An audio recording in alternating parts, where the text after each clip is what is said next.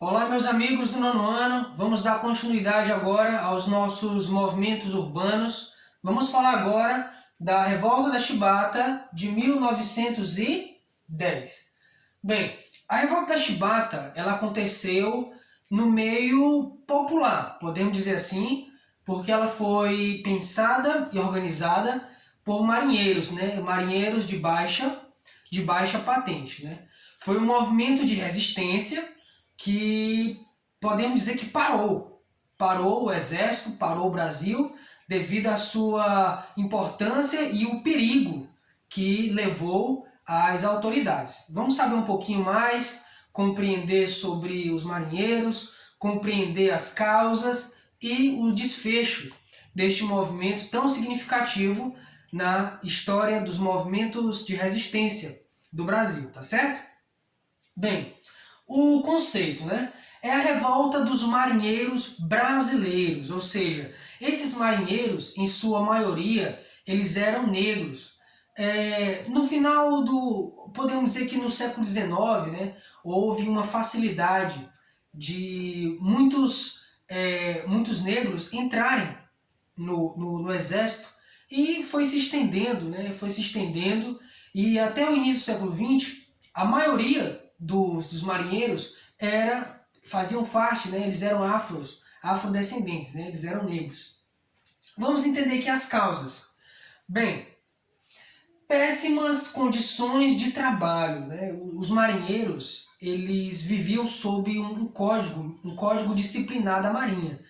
Esse código disciplinar ele era um código muito atrelado à elite, é um código muito atrelado às tradições, ou seja, havia chibatadas, havia solitária, havia uma semana a pessoa ficava na solitária, apenas com água, e o pior, né, que era as chibatadas, né, que faziam uma alusão, né, uma lembrança muito forte do tempo da escravidão, que era as chibatadas, certo?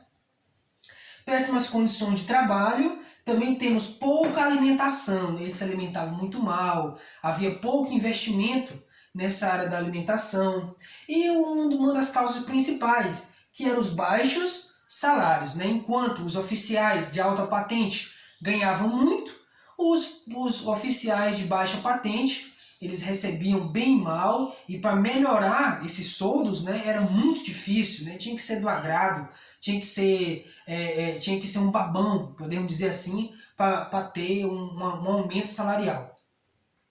E temos a mais importante causa, que era a punição com a chibata. Muitos marinheiros, né, cometiam penas, né, cometiam delitos, né? E esses delitos, em sua maioria das vezes, era a solitária. E fosse um caso mais grave, era as chibatadas. As chibatadas mínimas eram 25, mas um certo marujo, né, ele foi condenado a 250 chibatadas. E foi no meio, né, dessa punição que o líder, João Cândido, ele organizou uma resistência e tomaram 2 navios muito importantes, que eram os encoraçados Minas Gerais, certo? Eles tomaram alguns navios, os encoraçados. Os encoraçados é um tipo de navio de guerra, né? Ele tem canhões e também são bastante modernos no quesito tecnológico. E havia 2, o São Paulo e Minas Gerais, que estavam ancorados, né, no litoral da capital. Foi aí que João Cândido, em toda a sua astúcia, organizou uma resistência e tomou o navio dos oficiais de alta patente. Na hora que ele toma esses navios, ele aponta os canhões para a capital. Ele aponta os canhões e começa a negociar com o governo. Caso as suas exigências não fossem aceitas, ele iria bombardear o governo. O governo ficou alarmado, o governo ficou sem saber o que fazer e, a princípio, ele atendeu às exigências. O governo engana os marujos, né? O governo começa uma negociação, começa um acordo e Tudo que os rebeldes queriam era o fim dos castigos da chibata e melhores salários. E quando terminasse a revolta, eles queriam ser livres, eles queriam ser anistiados. O governo, em toda a sua astúcia, diz que sim, que vai atender às exigências. Porém, no final, o governo, o Estado, que era liderado pelo presidente Hermes da Fonseca, traiu os marujos e fez um julgamento muito tendencioso sobre os revoltosos. Vamos ver aqui o desfecho.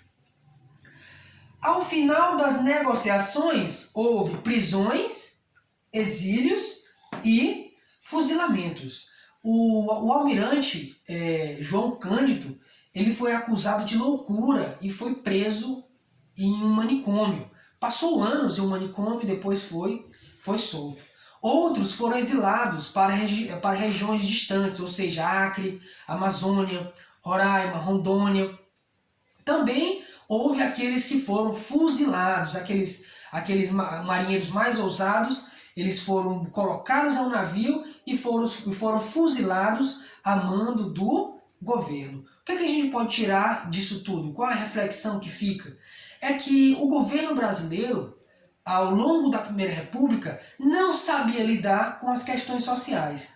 A gente viu isso em Canudos, a gente viu isso no Contestado, a gente viu isso na Revolta da Vacina e a gente viu agora também na Revolta da Chibata. Não há uma organização, não há uma negociação, há apenas o quê? A repressão, a forte repressão do governo brasileiro frente a estes movimentos sociais. Então podemos dizer que o governo brasileiro, na Primeira República, não admitia resistência, não admitia oposição, podemos dizer, uma oposição mais agitada, uma oposição mais firme do que qualquer outra forma de resistência. Então, o que a gente pode dizer?